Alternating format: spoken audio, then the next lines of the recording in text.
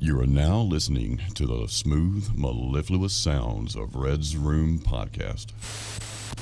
Enjoy.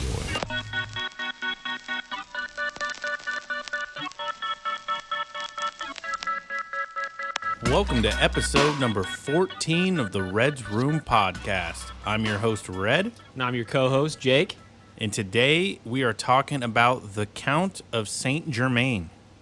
As always, our references are in the episode description. Okay, let's get into a little backstory about this count before we dive into the many legends and things about him. So, the Count of St. Germain was a mysterious gentleman who appeared among the royal families of Europe in the 18th century. He is said to have made far-fetched claims, such as being 500 years old, leading Voltaire to dub him the Wonder Man, in that he is a man who does not die and who knows everything. I'll add, Voltaire was saying that sarcastically, but still a cool quote to have about you. It is a pretty dope quote. Yeah.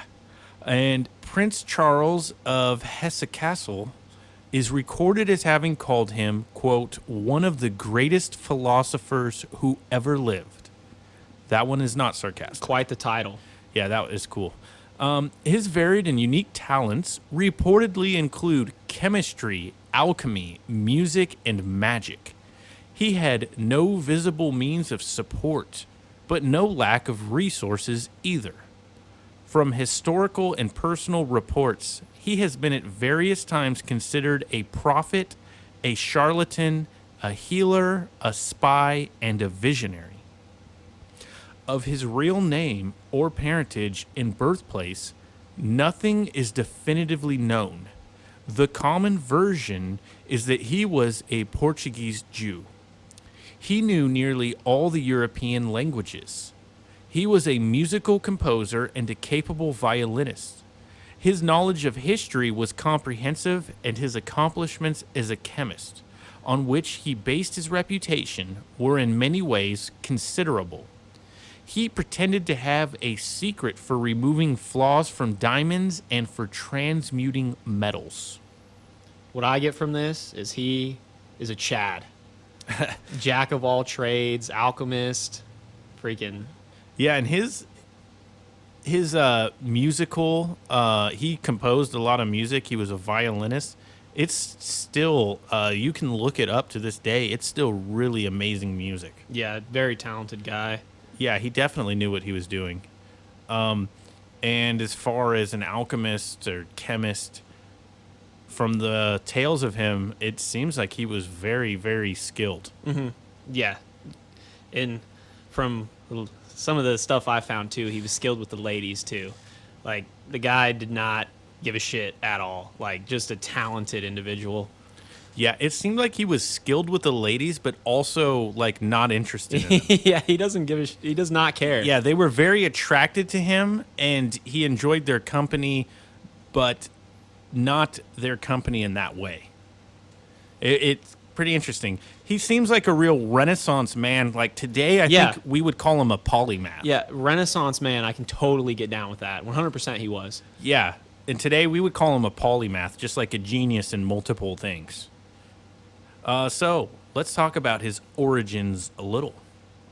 The Count claimed to be son of Francis Rakoczy, the Prince of Transylvania, which could possibly be unfounded.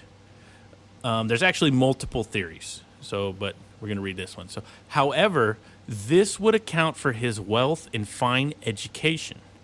The will of Francis Rakoczy mentions his eldest son, Leopold George. So, the Count could be Leopold George, who was believed to have died at the age of 4. The speculation is that his identity was safeguarded as a protective measure against the persecutions of the Habsburg dynasty. At the time of his arrival in Schleswig in 1779, St. Germain told Prince Charles of Hesse-Kassel that he was 88 years old.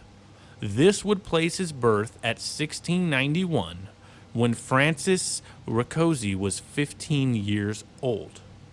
So, what this is saying is that this theory is plausible. Yeah.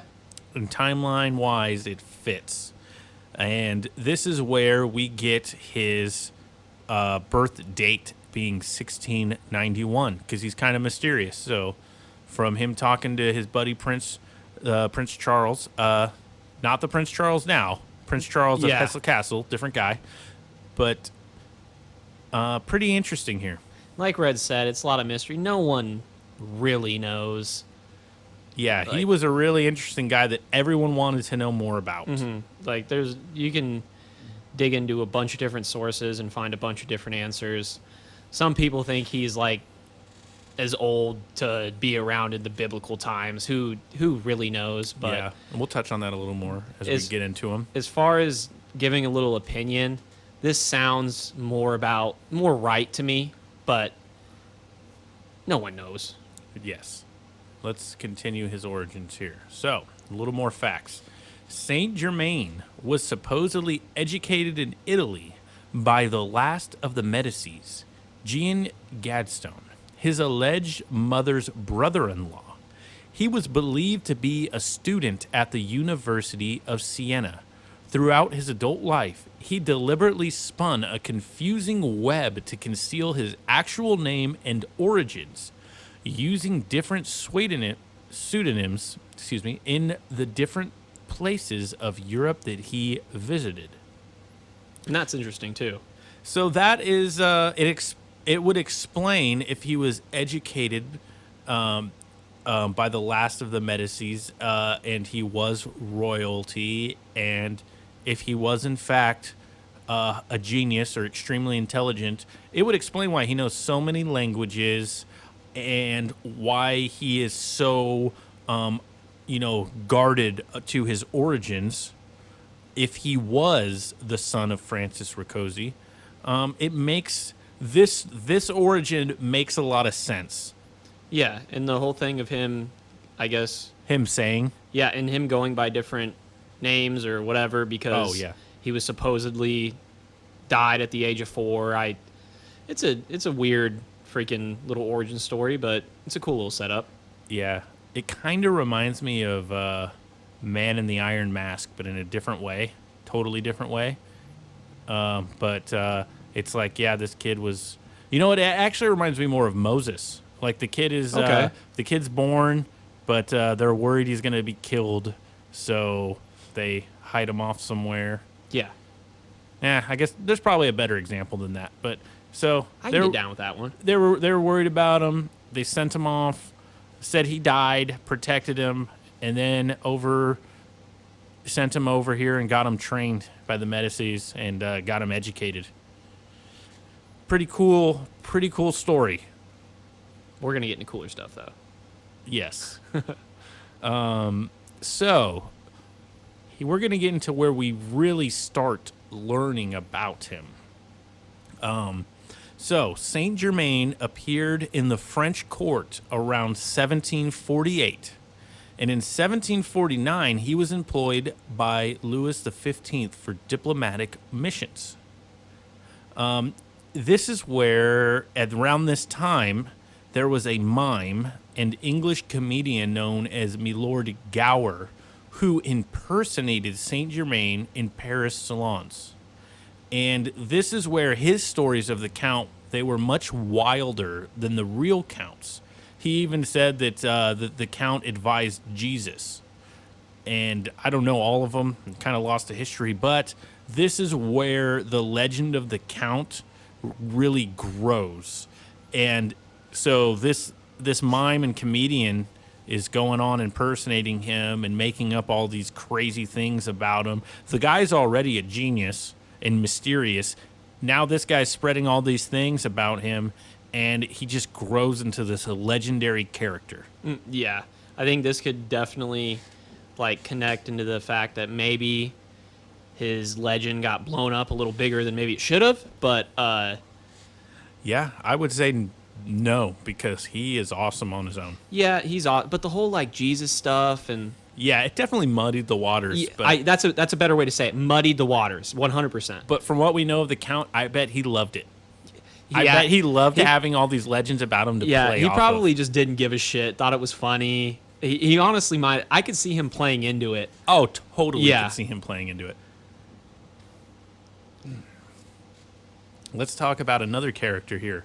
Famous person, you might have heard of him, Casanova. Okay, so Casanova describes in his memoirs several meetings with the, quote, celebrated and learned imposter, end quote.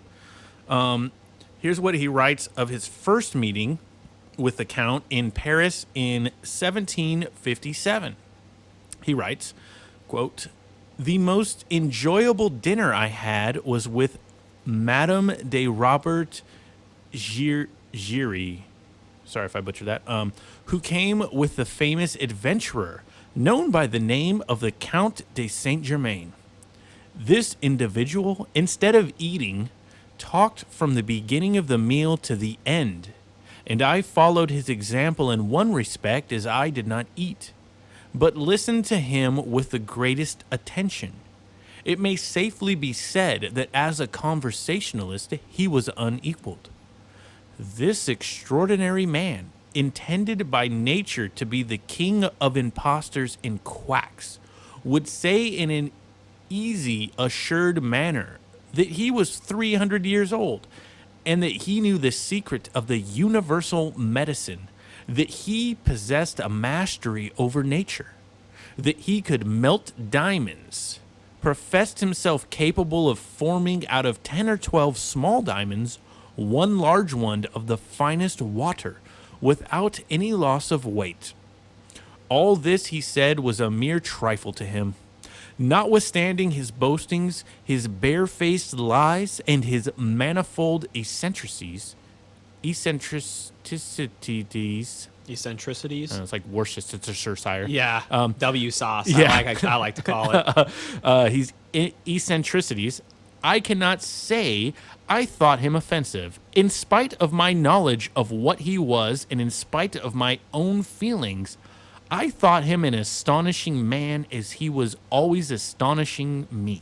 So one thing I End take quote. from this is like I feel like this just shows like how dope Saint Germain was. Not only did what's his name, Casanova. This is the guy talking about him. Yes. Yeah. The Casanova. The Casanova. Saint Germain was so interesting and so cool to listen to. You're not even picking at your meal. Like you're just locked in to what this dude has to say. I actually think Casanova was probably like that. Yeah, I guess. I mean, it That was is a cool way to decision, put too, it. But even the fact that that's even. I mean, you know, they were eating good too. Yeah. But to me, like, Casanova is an interesting character Yeah, in he's himself probably and was looking- known as a ladies' man. Yeah. But even he's like, I think this guy is full of shit, but he does it so good that I'm interested. Like, I just want to hear his stories. He's so good at spinning these crazy stories, but they're so interesting the way he does it. Yeah, but That's what I yeah, get from it. No, that's true. But even the small diamonds to the large one, the finest diamond with. I mean, maybe he's over exaggerating a bit, but Right. the way he puts it, I really want to believe it. But I think everyone wants to believe it. I think that's part of why Yeah. we like it. yeah, And who knows? Maybe he did. He's a magical chemist, alchemist. I don't know. But I thought that was cool. Now I want to get into this story a little bit. So we're getting the legend of him, but this is where it gets. I feel like this is where the legend of him, like, really, it gains a little bit of weight to it, and it really takes off. Because this one is a little harder to disprove. It actually, Okay. This has got a little more firm. there's something to this one. Okay. It could be, you could dismiss it in ways, but it is cool nonetheless. I like it. So, in an anecdote from 1760, most likely gave rise to the notion that Saint Germain could be immortal. In Paris that year, Countess von... How do you say that? Georgie or Gorgie? Georgie, yeah. Heard that a Count de St. Germain had arrived from a soirée at the home of Madame de Pompadour, mistress of King Louis XV of France. The elderly countess was curious because she had known a Count de St. Germain while in Venice in 1710. Upon meeting the Count again, she was astonished to see that he hadn't appeared to age and asked him if it was his father she knew in Venice. So this is a 50-year gap. And Mans hasn't aged. He's still looking good. Like, yeah, that's hard to... Even now, 50 years, you're going to show something. This was before stem cells. This was before Botox. Like, hey, that's one of my theories, that he was sucking down stem cells. Dude, I was going to say that later. So I did not mean to spoil that. It was more of a joke theory. Dude, I don't really believe that. I want to believe it now that you're thinking it too. I was going to throw it out as a joke. But yeah, so in 50 years. So here's some of the conversation. After she asked if it was his father that she knew, he says, "No, madame," he replied, "but I myself was living in Venice at the end of the last and the beginning of this century. I had the honor to pay you court then. Forgive me, but that is impossible," the perplexed countess said. "The Count de St. Germain I knew in those days was at least 45 years old, and you, at the outside, are that age at present." "Madame, I am very old," he said with a knowing smile. "But then you must be nearly 100 years old," said the astonished countess. "That is not impossible," the count told her matter-of-factly, then continued to convince the countess that he was indeed the same man she knew, with the details of their previous meeting and of life in Venice 50 years earlier. And then the count recounted to her a number of familiar little details, which had reference in common to both to their sojourn in the Venetian states. That's a weird sentence. He offered, if she still doubted him, to bring back to her memory certain circumstances and remarks, which... No, interrupted the old countess. "I am already convinced. For all that you are a most extraordinary man, a devil." "For pity's sake," exclaimed St. Germain in a thundering voice, "no such names." He appeared to be seized with a cramp-like trembling in every limb and left the room immediately. Dude, weird. That is a crazy encounter. Mans dropped a couple bars and then just limped just limped out of the room. That's a cool, man. The only thing I have to say though, and I don't want to call bullshit because I'm getting into this, like, yeah, you know, but do we really know for sure that that's what was said? Like, recounting these quotes, I feel like it's pretty well documented. Okay, but all right. Hey, who knows? No, I just want to. I can be pessimistic sometimes. Like, I want to shoot this down because I've included the references too for anyone to cross-check.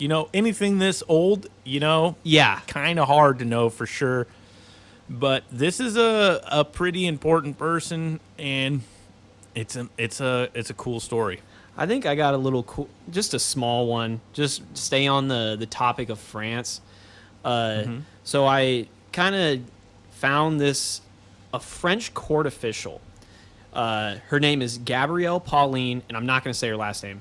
Google it on the wiki. Good luck to you. But so I found this small little section about her, just going through different links and seeing her name, and I just went and did a copy and paste. And there's very little information about her on her wiki, but what is important is she was a French court official around this kind of time that we've been going through, the mid 1700s yeah, time. when he appeared in France. Yeah. And she supposedly claimed to know St. Germain and had, apparently what I can get from this is she had met him a couple times, and each time would have conversations with him. In one of her quotes, she quotes, "I have seen St. Germain again, each time to my amazement," end quote. But what the coolest thing is this, we're kind of getting some similarities in between where she says the same thing to where he always looked the same and looked in the mid 40s range. So that's a connection we can make there. But Interesting. the coolest part about this is that Saint Germain allegedly told her the immediate future of France. And we'll have the link down below where you can see this article. Oh man, now he's predicting Yeah, the future. but if this dude has he's like a crystal ball of a human, and I know this is a little dumb story, but if that is true, he's a Jedi. yeah, yeah, no, I know what you were gonna full say. potential Anakin right now. Yeah. Literally, he can predict the future. But I just thought that was a cool little throw in to go with that. Yeah, it totally ties with her story. He always looks like he's mid 40s, doesn't age, Yeah, has crazy knowledge he shouldn't yeah, have. 99 charisma. You want to listen to him. You're just Yeah. you know, just as she said, each time to my amazement, like he was just a one of a kind guy. The man has the cheat codes to the Matrix. No, he knows that XXYY right, but you know you're out. Right. Oh man, that's a cool one. So let's get into something crazy for the immortal Saint Germain. Death. Supposedly, Well, dun dun dun. Yeah. Supposedly in 1779, Saint Germain arrived in Altona in Schleswig, where he made an acquaintance with Prince Charles of Hesse-Kassel, where we mentioned in the beginning. So this is where he finally meets him, who also had an interest in mysticism and was a member of several secret societies. Freemasons, yeah. Illuminati, Rosicrucians. the Rosicrucians. We just talked about them. Yeah. So, the Count showed the prince several of his gems, and he convinced the latter that he had invented a new method of coloring cloth. The prince was impressed and installed the Count in an abandoned factory in Eckernford. He had acquired especially for the Count, and supplied him with the materials and cloths that Saint Germain needed to proceed with the project. The two met frequently in the following years, and the prince outfitted a laboratory for alchemical experiments in his nearby summer residence, Louisenlund. You're nailing these pronunciations, by the way. I'm doing my best. Where they, among other things, cooperated in creating gemstones and jewelry. The prince later recounts in a letter that he was the only person in whom the Count truly confided. He told the prince that he was the son of the Transylvanian prince Francis Rakoczy, and that he had been 88 years of age when he arrived in Schleswig. This is where we get the predominant theory that he was that child of Prince Francis that was pronounced dead, but they thinking he faked his death, and this is also where we get his supposed birth date, because he said he was 88 years when he showed up there. And this is the kind of weird thing too, where we get that he's 88, and then he had the conversation with the lady earlier where he said he was much older. It's like, right. So I really, That's a good catch. like, I personally, you can poke holes in whatever you want, because this whole topic of Saint Germain, I think it's just fun. But what I get from this is that Saint Germain just didn't give a fuck. Like, he just does Right. not care. Well, hey, if you are immortal, he saw a good opportunity to say, "Yeah, I was his kid that died. That was actually me." Even though he probably still looks like he's 40, but I mean, but no, it a little more plausible here, you know. plausible or outrageous? I don't know. I guess just the 88 Fantastical. makes more sense to me than a couple hundred, but still, 88 does make more sense. Although, man, honestly, that is old as shit, though. that's Yeah. old now, and Yeah. back then that would be crazy Yeah. old. And he's still running a lab and still looks like he's 45. He's still. I mean, So even even the fact that he's saying he's 88 and he's doing all that, that in itself, if he was, is amazing. Yeah, he's a one-of-a-kind guy, man. Maybe. They don't make him like him anymore. Yeah, and he died. Supposedly. So, the Count died in his residence in the factory on 27th February 1784, while the prince was staying in Castle, and the death was recorded in the register of the St. Nikolai Church in Eckernford. By the way, if I can find a printing of that, I will frame it on the wall. That is awesome. Yeah. He was buried 2nd of March, and the cost of the burial was listed in the accounting books of the church the following day. Interesting. The official burial site for the Count is at Nikolai Church in Eckernford. He was buried in a private grave. Prince Charles donated the factory to the crown, and it was afterward converted into a hospital. The Count's estate upon his death was a packet of paid and receipted bills and quittances, 82 Reichenthalers and 13 shillings, 29 various groups of items of clothing, 14 linen shirts, 8 other groups of linen items, and various sundries. However, no diamonds, no jewels, gold, or any other riches were listed, nor were kept cultural items from travels, personal items, like his violin, which we know he loved and had, or any notes of correspondence. And that is odd. I don't think the diamonds and jewels and gold and riches missing is odd because, hey, man, if back then, if someone died, even if you're a prince, you're taking all that shit. Yeah. Or whoever found him dead. Oh, yeah, the prince was gone. So somebody else had to find him dead. Oh, and bury his him. house would have got. So you're going to take all of that. Maybe you do take the violin. So maybe that's not that odd. But I think that there would be journals, like of your alchemical there's experiments and something. stuff. I don't think people would steal that. 100%. Also, when you said 13 shillings, I was hoping it was going to say shekels, but Shillings. And then whatever that other one, I got to look up how to say this one. Reichsthalers. whenever I see Reich, I always think of Nazis. Oh, this is pre-Nazis. It's not racist. It's money. Okay. Money. But yeah, it's just kind of weird. All they really found was some clothes. Yeah. I think that is weird. I think you would find at least a journal or something. And like I said, yeah. the prince wasn't there, so you'd think the church would have took it unless they found it and covered it up. Either there was a cover-up or there was a mole that was just stealing shit, or Yeah. the more fun part, he wasn't dead. No, this is the end of the story. So he died. This is it. End of podcast. Moving on. Dude, that would be such a bogus ending. That would be so lame. No, this is why he's awesome. So let's talk about, this was, what year was this? 1784. So he supposedly died 1784 at the age of Late 80s, early 90s. late 80s, early 90s. Okay. An old man back then. Nowadays, that's like 120. Yeah, no, that totally is.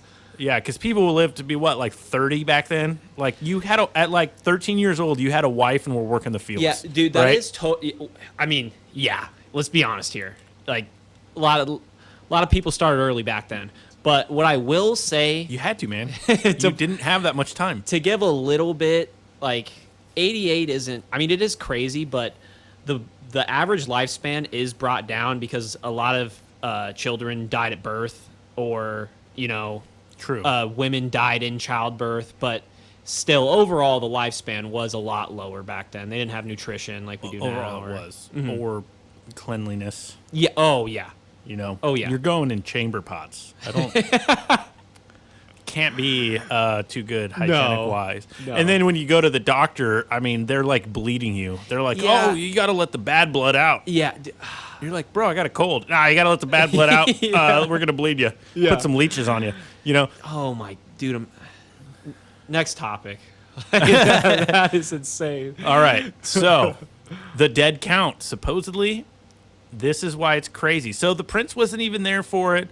Someone buried him. I don't know. He's seen afterwards. So, let's talk about some sightings of the count. In 1867, the Count was seen at a meeting for the Grand Lodge of Freemasons in Milan. 1870, Napoleon III was so interested in the undying Count that he had a special commission put together to collect information on the Count. The commission was stationed at the Hotel de Ville.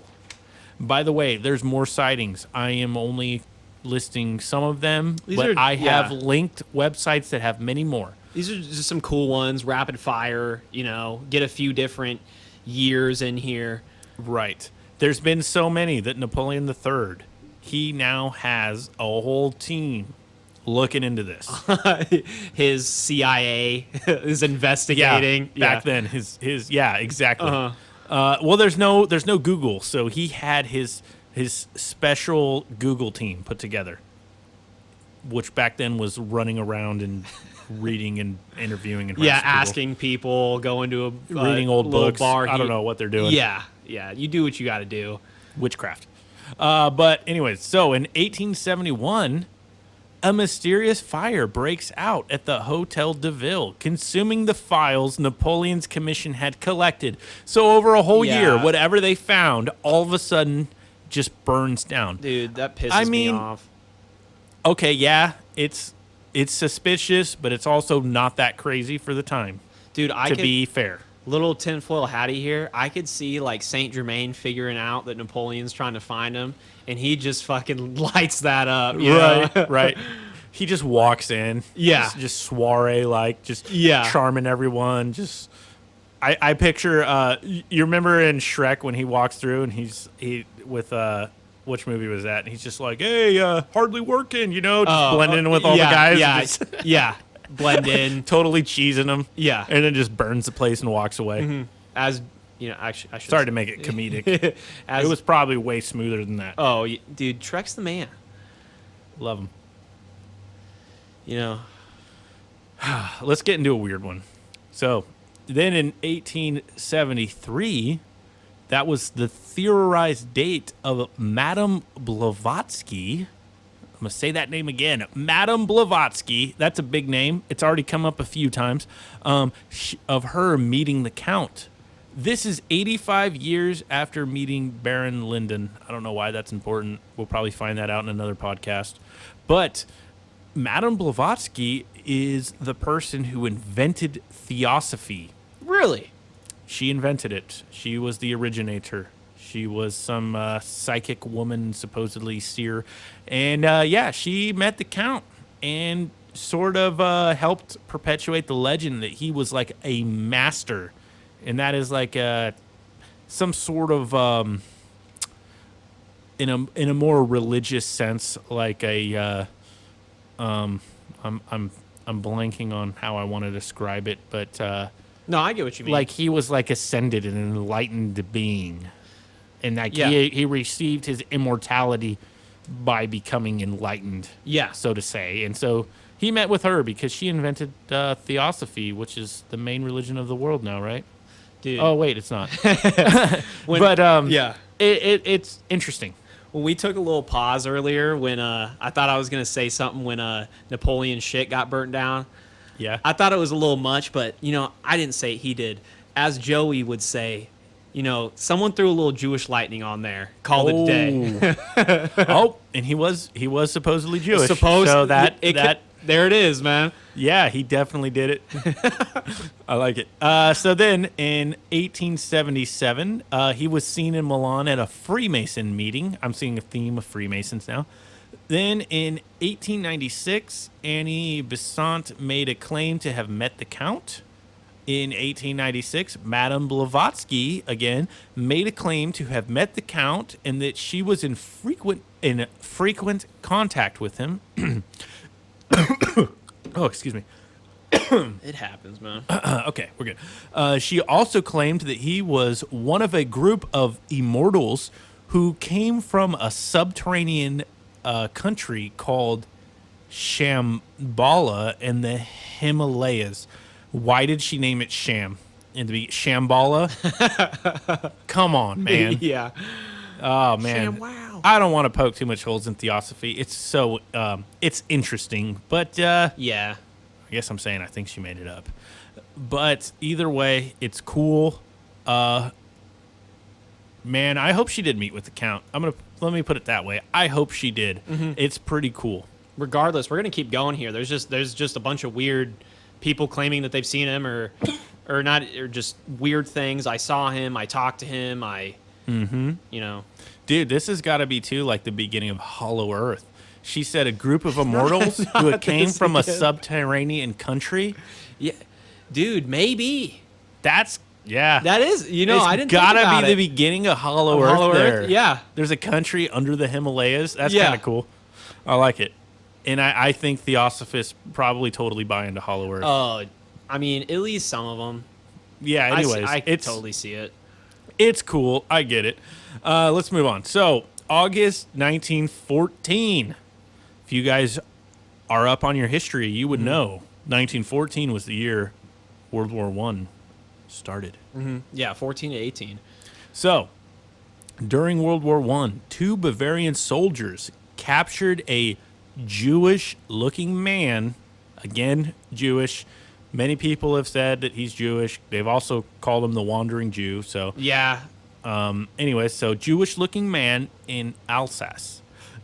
During the all-night interrogation, the prisoner of war stubbornly refused to give his name. Suddenly, in the early hours of the morning, the unidentified Frenchman, so I guess he was a Jewish Frenchman, got very irritable and started to rant about the futility of the war. He told his captors, quote, "Throw down your guns. The war will end shit. in 1918 with defeat for the German nation and her allies," end quote, which is totally Yeah. true. Yeah. That's crazy. No, that is, if this really did happen, that is fucking insane. That, in what I was telling about earlier, how he told the French politician the next future, or the early future of France. This is way cooler. He gives a date, supposedly. for World War Yeah, One this to is- end. yeah, this is- and it's right. Yeah. That's crazy. It's cool. It's fucking insane, dude. Like, So- straight up. Yeah, we like this one. One of the soldiers, Andreas Rill, laughed at the prisoner's words. He thought that the man was merely expressing the hopes of every Frenchman. But he was intrigued by the prisoner's other prophecies. Quote, "Everyone will be a millionaire after the war. There will be so much money in circulation, people will throw it from windows and no one will bother to pick it up. You will need to carry it around in wheelbarrows to buy a loaf." End quote. The Frenchman predicted. Was he referring to the rampant inflation Yeah. of post-World War I in Germany, which did happen? The soldiers scoffed at the prediction. They let the prophet ramble on. He gave them more future history lessons. Here's one. Quote, "After the confetti money will come the Antichrist, a tyrant from the lower class who will wear an ancient symbol, like a swastika. Yeah. He will lead Germany into another global war in 1939, but will be defeated 6 years on after doing inhuman, unspeakable things." End quote. Yeah, and that timeline just lines up so well. America got involved in 42. The war ends in 45. Like, That's insane. Like, he's I like spot the on ancient both. symbol, like the swastika. That's, man, that is very interesting. that's totally such a cool quote, man. I want to believe that it's real. Oh man, I do. I want to know. Yeah. I want to know the details around where this came Can from. I just talk to St. Germain, man? Come on the podcast. Please come on the podcast. If not, talk to me and Jake. We Yeah. want to talk to you, man. Yeah. We want to. I will set up an alchemical lab right now. Dude, 100%. What do you need? Some man. beakers? Yeah. Bunsen burners. Let's do it. Dude, I feel like, I mean, he's already got it on him. He just needs a little room. He's ready to go. So interesting. if he's a charlatan, he's the best one in history. And apparently, if he is, multiple people over the course of time have had to pick up the mantle of him and continue the legend somehow. Dude, I feel like it's yeah. amazing. I don't know how you weave this story. I don't know how you do it. I feel like St. Germain's he's like a motorcycle guy. He's got in his saddlebags, he's got all his alchemical shit ready to go. He just does not care. Set up anywhere. All right, let's not get too crazy. We'll dive into more at the end. So I'm gonna finish this story. Okay.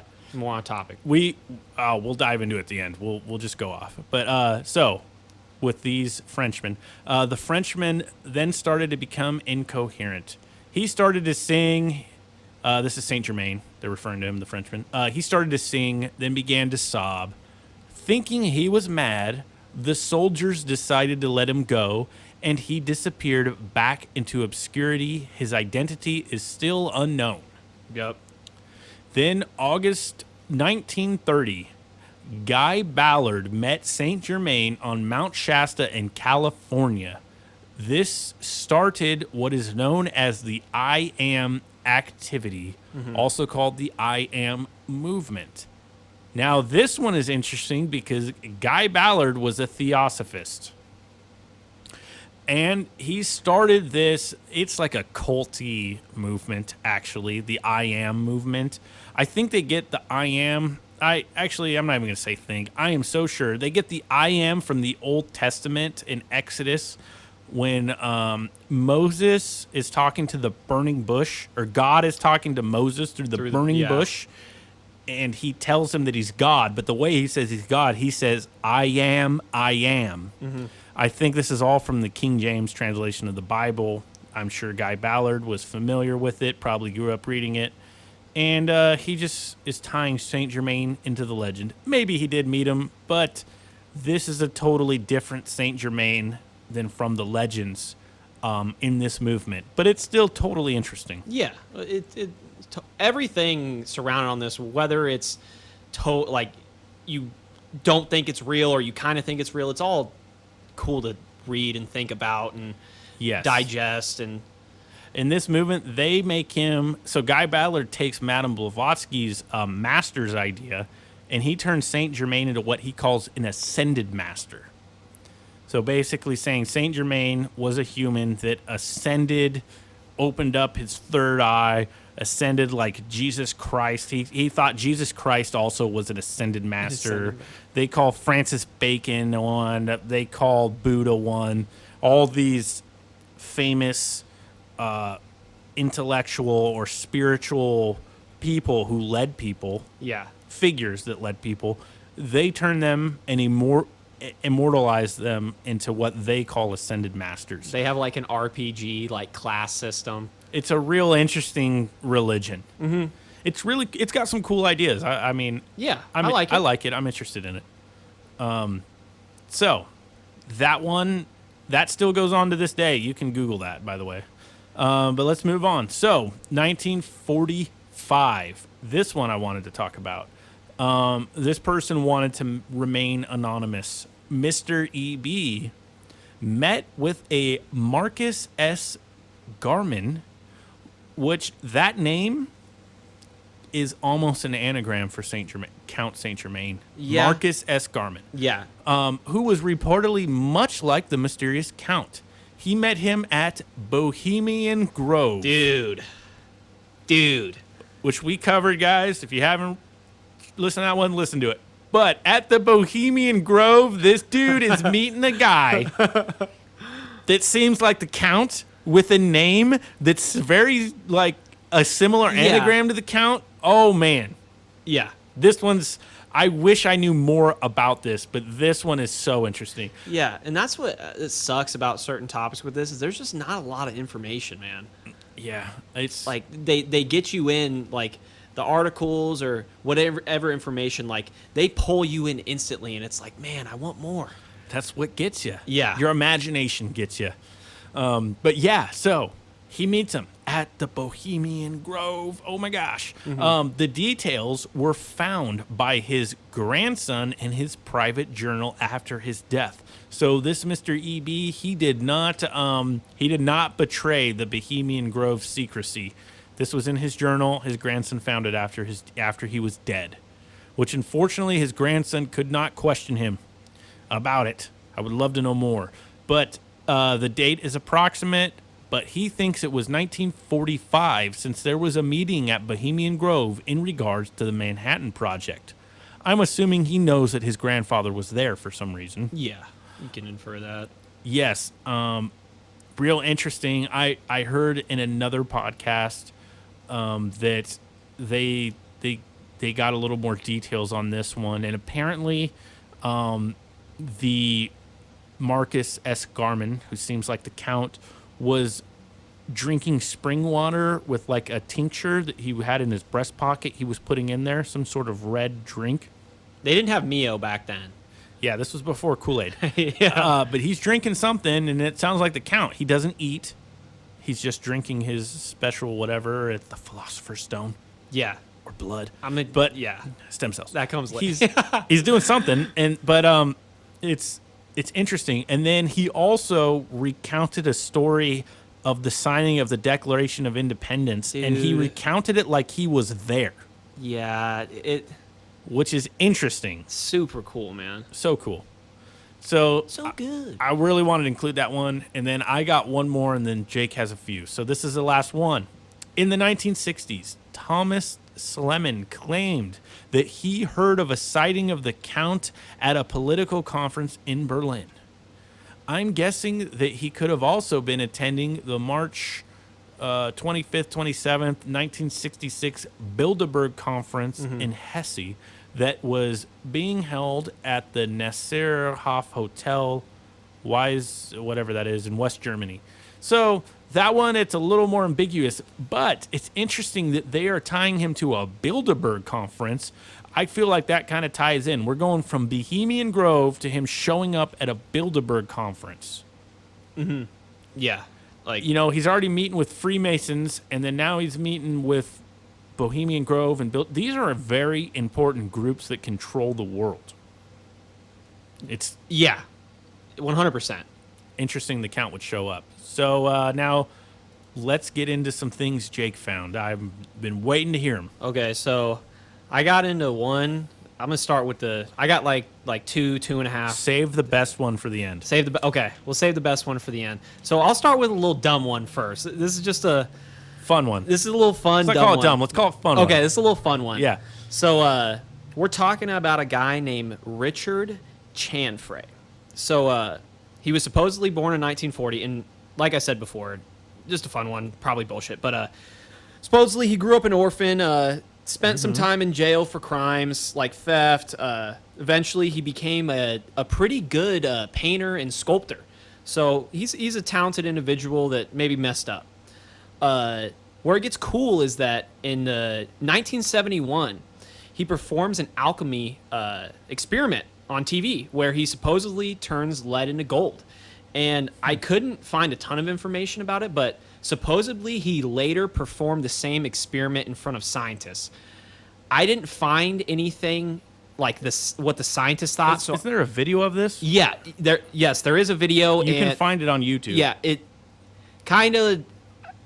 It doesn't look great. But Isn't he known as a magician, though? yes. Okay.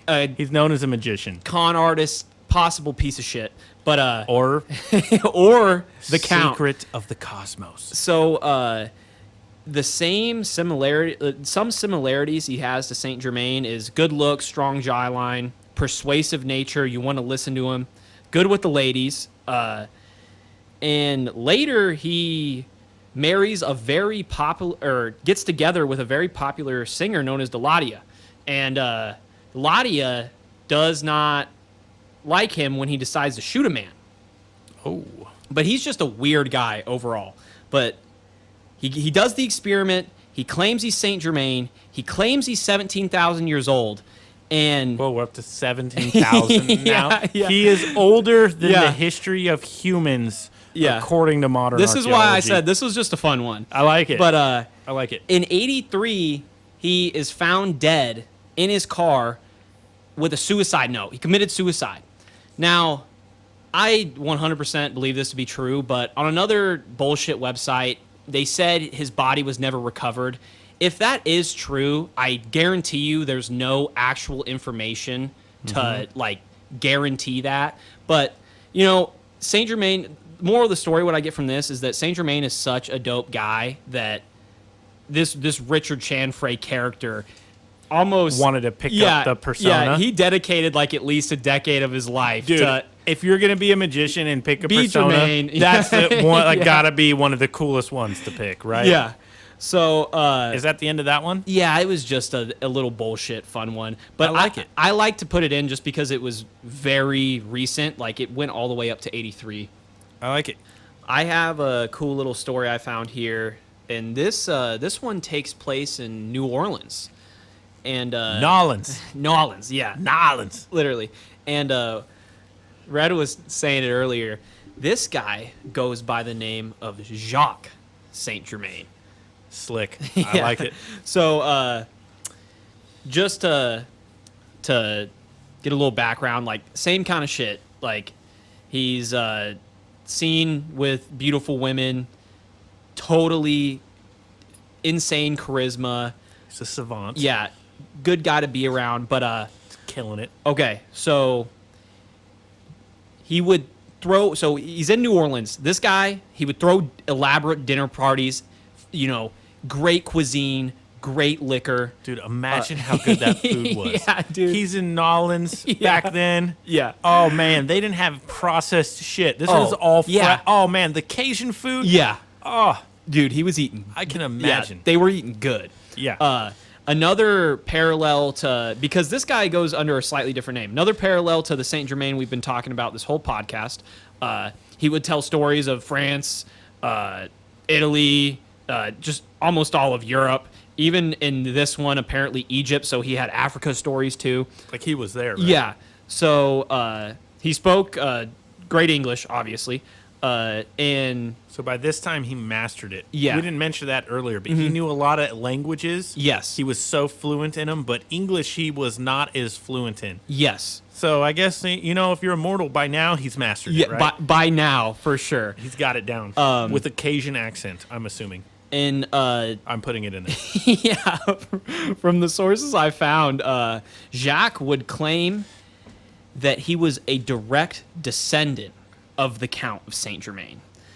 Oh, that's So- cool. And the way he says it, he was a direct descendant of the Count of St. Germain, a servant of King Louis XV in the 18th century, which we already talked about. Now, the whole servant thing, I don't know if that was just a title or if he was just cool with the king, which we know he at least knew him and did things with him. I think that was a more noble title to be the servant of the And, king. you know- I think it's more like you were directly working for Yeah, him, now that right? you say that, 100%, I Yeah, totally agree with that. I think it was not like we would think of a servant now. So as I said earlier that he's throwing these elaborate dinner parties, guests noted that portraits of the Count of St. Germain never obviously showed him looking older than 40, which we've talked about before. And Jacques seemed to be no older than his mid-40s. You gotta get some drawing. Jacques. Jacques, yeah. Jacques. Dude, yeah, my little stupid American mind wants to call him Jack, but he's not Jack. Hey, we're both dumb Americans. Yeah. We're going Jacques. And this is obviously where I want to say that they were definitely, possibly the same person, Jacques and the Count of St. Germain. I 1000% believe it now. Yeah, and this is another thing that this is no, you're dude.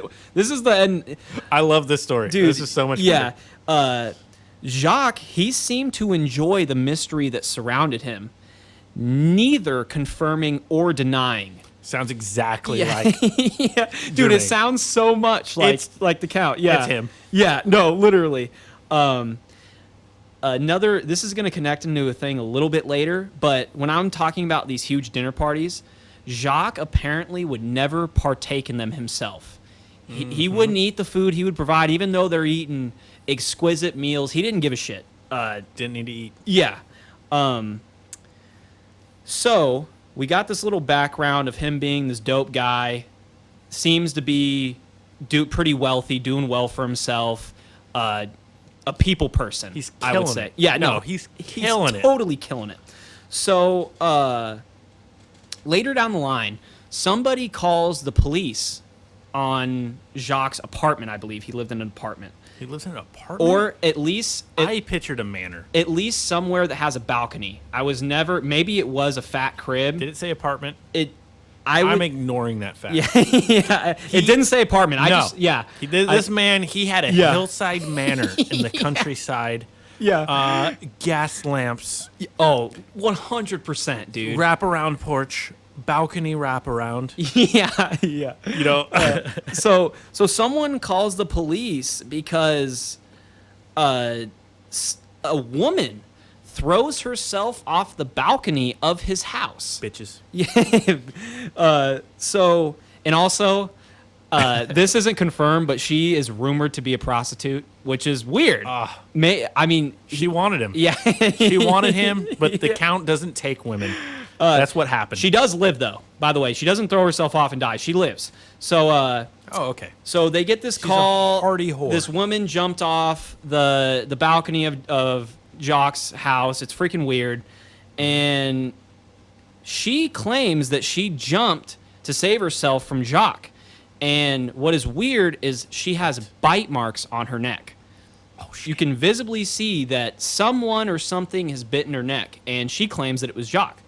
Oh, snap. So the woman is questioned by the police. The police think she's just completely fucking delusional because Jacques, he's at this point very well known in this area. I'm assuming the police Right. freaking like him. And back then, they don't care about women. You know, that's true too. Yeah. To the times, they don't Yeah. care.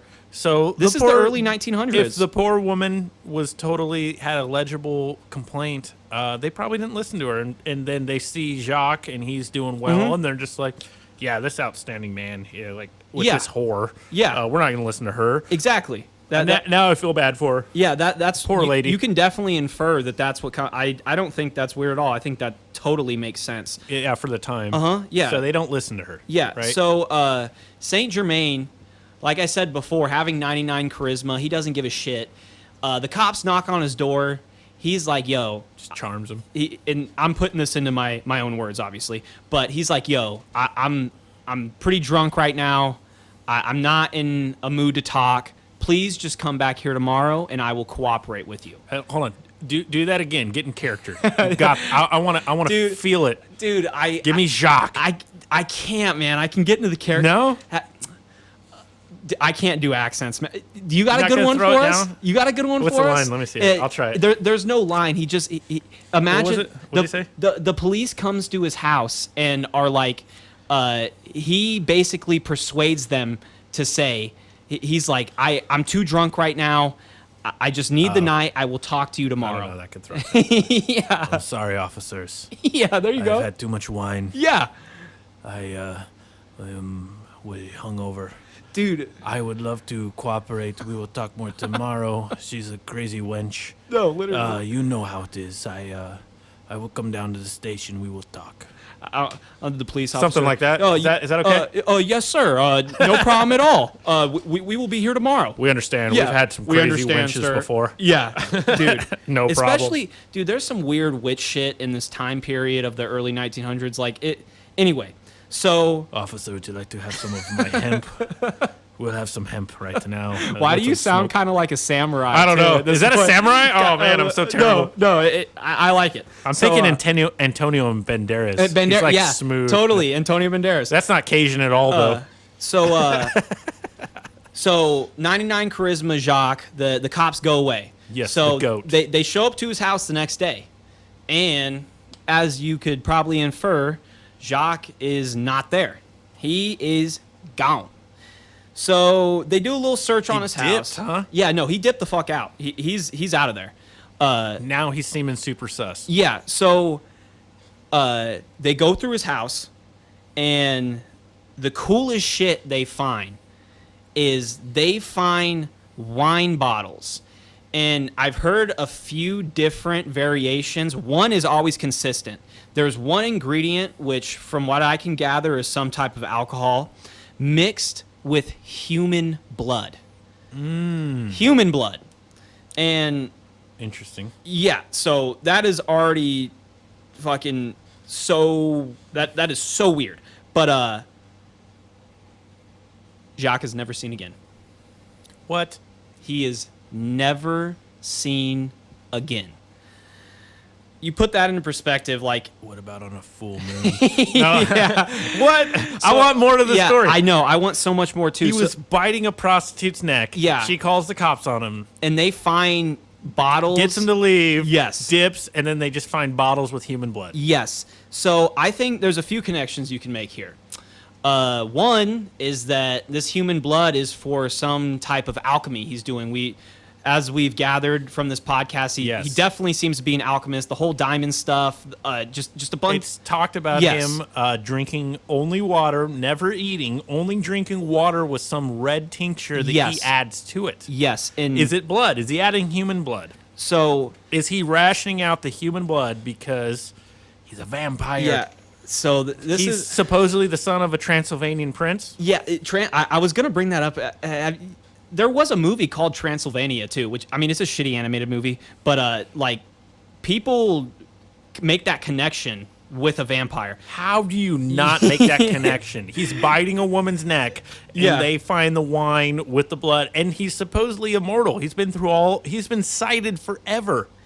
And you know, this is again where that Jock story is so cool, and I just want to know more. But there is not, and same with this vampire connection. But the whole thing that grips me with me, I want to believe that he's a vampire, is that girl had bite marks in her neck. Why in the fuck would she have bite marks? It doesn't add up to me.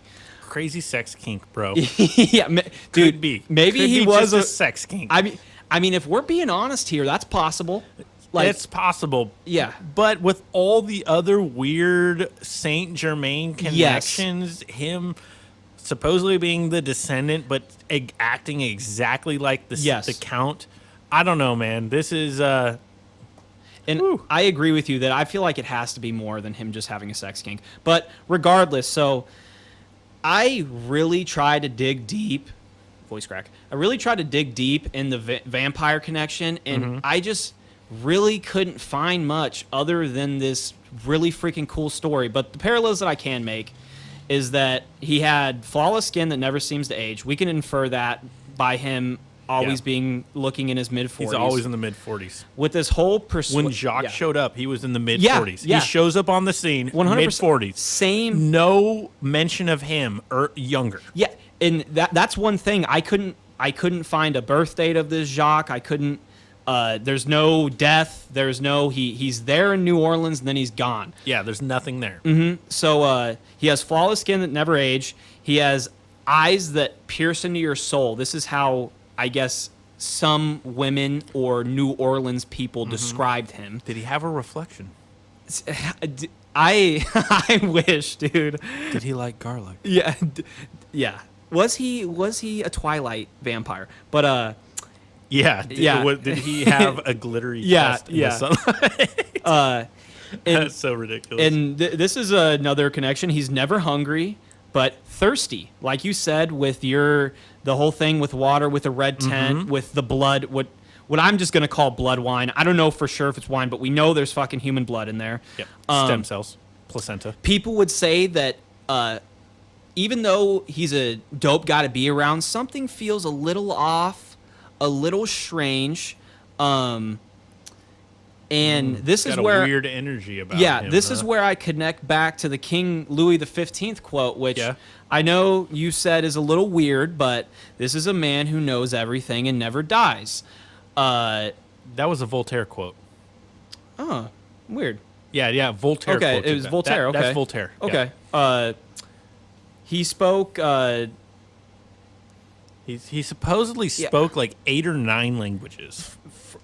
I know fluently, and he spoke them like he was a Yeah. native. I know he at least, as Yeah. far as I know, he spoke at least 6 fluently. And then he knows your Right. other dialect or another language here, or another something The there. myths vary. But for sure. what I can get from this is he is 100. This Jacques character, even the Count, he is 100% an alchemist. He is 100% a smart guy, and very possibly weird in his off time. Yeah. And now, do you have anything else to add on to that before I segue a little bit? I feel like it's time to segue into our theories. Okay. Deeper. You want us to get it started here, or do you want me to get it started? Obviously, he's Palpatine. He's been cloning himself. he's been- throughout the centuries. Dude, No. 100% though. I mean, Disney kind of ruined it there, but I mean, yeah. Not to go off on a tangent. Yeah. It's a joke. But Yeah. yeah. No, I mean, okay, look, if we're looking at this factually, there would have to be like a whole secret group dedicated to grooming the next Saint Germain over the centuries.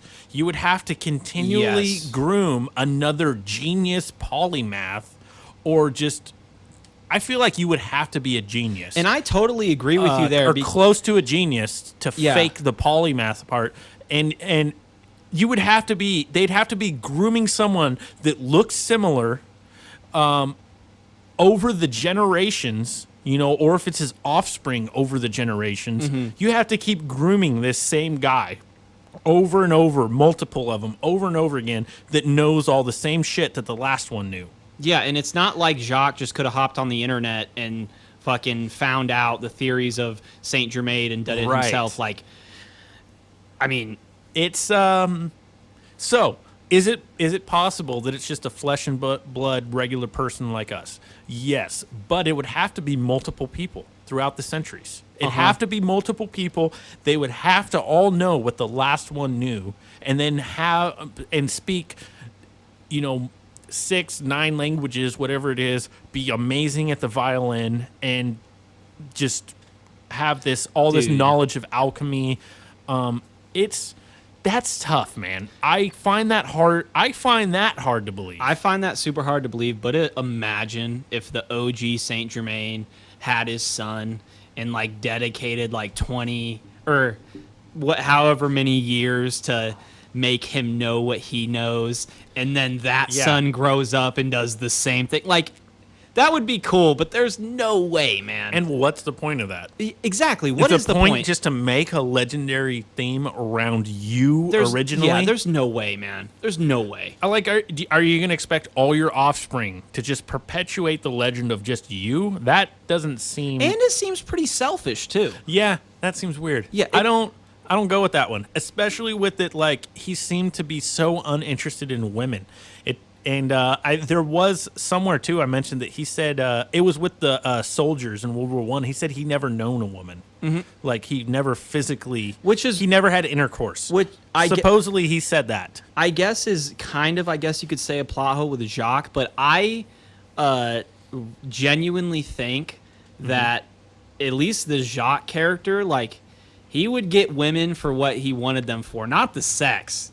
The blood. Yeah, the blood, or maybe he just wanted a nice person to talk to, but I don't think he has any shortage of that. So I feel like everything had a reason to it, Or maybe it's because I don't want to sound sexist, but women in general are more open to the outlandish, fantastical ideas. And honestly, so maybe yeah. he felt like he could open up to them a little more than he could men about whatever his crazy situation was. I'm just throwing that out there. I don't know. I totally get what you mean. Like, I feel like a lot of, like, if he was to tell this kind of shit he said to a normal guy working a 9 to 5 and whatever fucking rice paddy or factory or They whatever, might be like, get the fuck away from me, you yes, weird fuck. please leave me alone. You are crazy. I made another connection too.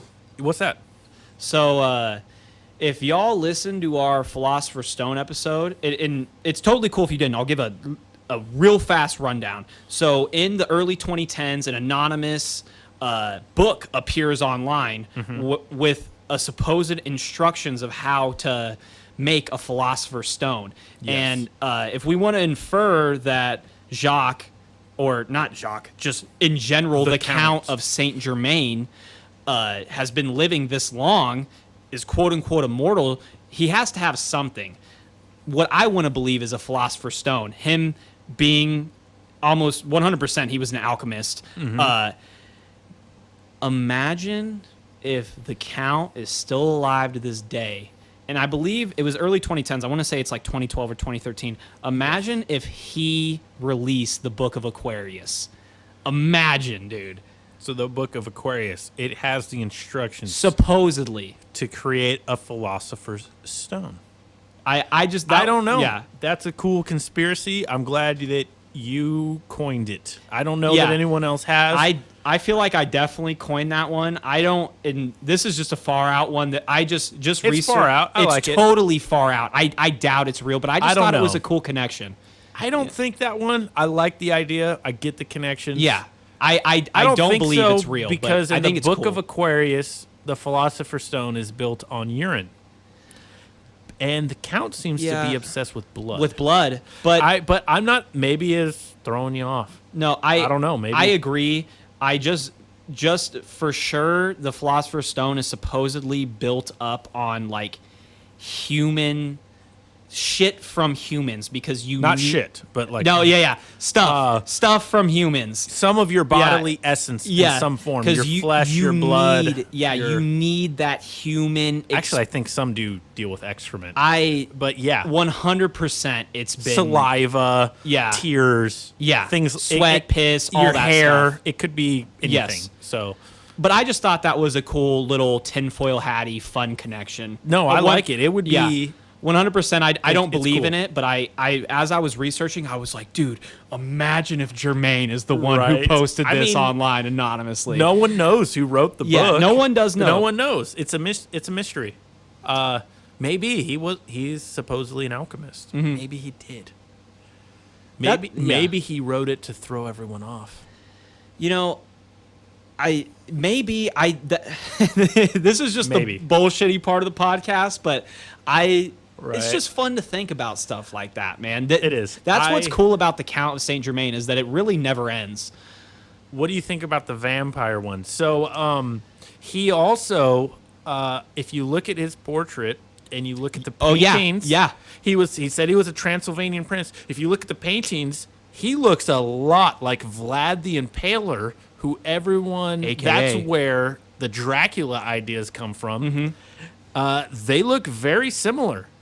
Yes. That is another theory, that he's Dracula. Very pasty white skin, strong jawline, like Yeah, the nose. The facial features. features are very similar. Man, imagine if that Transylvanian prince is actually Vlad the Impaler, that has somehow become a vampire and become immortal.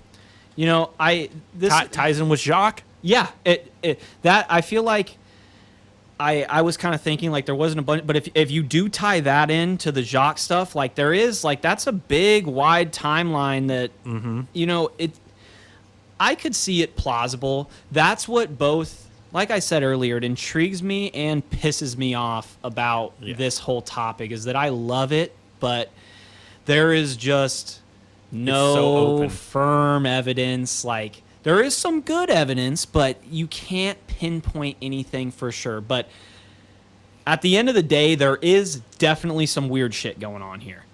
Yeah, there's something odd. With how many different centuries it was documented in, like we at least went over we went over shit in the 1700s, 1800s, and 1900s. Like we at least have 250 to 300 years of different accounts to go on. And with that alone, there is at least a little bit of validity to some of the shit going on here. Right. Do you have any other weird theories about what the Count, who he is or what it is? I don't really have much more.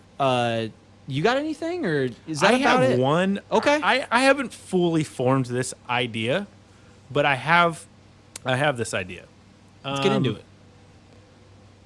What if Because, let's say we are in a sort of simulation or a matrix.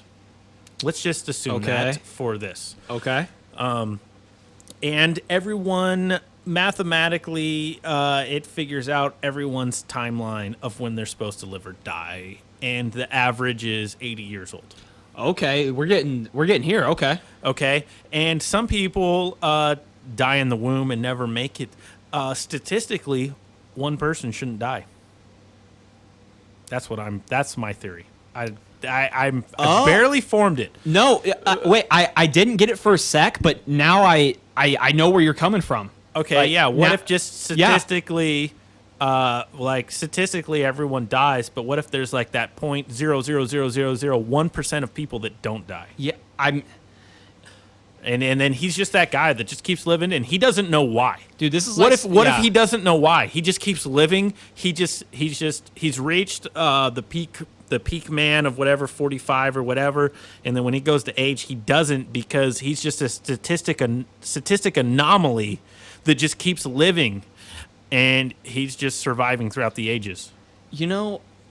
I want to say that is completely. I don't know that anyone else crazy, has had but that theory. No, I haven't heard anything. That's my described like own that. stupid, retarded theory I came up with. That's like some like Marvel shit. Like he's like a mutant and just like Yeah, just for some reason. Or he has just, if the multiverse exists, this is the multiverse where he doesn't die. He just continues to keep on living for some reason. God, it never ends. Is he a fucking time traveler with the whole being able to? I guess that's something that I just got off the cuff with the World War I and World War II stuff. He's and a time traveler. Yeah, he just keeps popping up. Touched on you and me touched on a little bit in France. Like, I like that one. can he maybe is he a time traveler? Is he just maybe kind of psychic? Is he just so fucking smart and so old that he's seen this stuff happen before and he can kind of make a good inferred guess? I don't know. I like But- the time traveler one though. Yeah. What if all these events, though some of them only last for a few months or a few weeks or a day or so, he's just time traveling, and to him it's all happened within like fucking 6 months. That makes sense too. Yeah, maybe he got to the age of 40 or whatever and figured out time travel. the fucking teleporter or Like from the whatever. future, he Yeah. figured it out. Yeah. and he's obviously he's a genius. He figured out the time travel. Honestly, and then he's going back, and he's not Yeah. eating the food there because he doesn't want to mess with the. He doesn't want to create the butterfly effect. Yeah, One- that's a good one. I like that one. Dude, we both touch. This little weird ramble at the end. Like, honestly, it's. I feel like we've kind of gotten really cool insights on maybe it's this, maybe it's not, and this is where this theory just is both unfortunate and cool that it's just Right. You make your own theory about it, man. I should throw out another one. Okay. A lot of people also think that the actor Kevin Pollak is St. Germain because he looks similar. And one of my favorite podcasts got him to come on and say it, but and say a thing, but about it that he wasn't. But it was cool. But maybe he is. By the way, go ahead and shout out that podcast. Astonishing Legends. So we got. I love them. Yeah, they do good work there. Yeah, they do great. They're awesome. We love them. But I mean, who knows? That's why this one is so cool, because there's so many references and many of them are very reputable. Or at least semi-reputable, I feel like some of them are real reputable. Some Yeah. of them get sketchy, but it's just like the thing. It's expanded. It's gone on for so long, and it's just it's so interesting. That's why, in my personal opinion, there's got to be at least some truth to this. By the way, there's like hundreds of books written about him throughout the ages. From the time in the 1700s, there have been books written about him ever since until our day and age. They still write books about him. So it's and then like cool we one, said, yeah. now there's in the early 1900s, there's a whole religion around him now. It's amazing. Yeah, he's a cool guy. So hey, if you're out there, Count, we would love to just hang out with you and Talk to me, brother. I'll get you spring water. I mean, if you want a whore to suck their blood, I don't know what you want, Dude. We'll hook you up. dude, all like in. Put Can me you on bite an me and IV. make me a vampire? Yeah, Can you bite me and make me immortal? yeah. Does it work that way? You know, I don't think it works that way, but if it did, count me in. Pun intended. It does. I saw Blade. It works that way. It does work. Yeah. Yeah. Yeah, we will keep Wesley Snipes away. You'll be safe. But yeah, I think that's all we got. You got anything else, Jake? You know, I don't got much else. If you made it this far in the podcast, you are a real one. I appreciate the listen. Yeah. And one thing I've been trying to kind of include recently, like if I fuck something up or if Red fucks something up, like if we said something a little wrong or It's because we're smooth brain. yeah, let us know. Drop a comment. Let us know. But I don't. Yep. You can hit Yeah. us up on Twitter now. We have a website now. Yeah, check it out.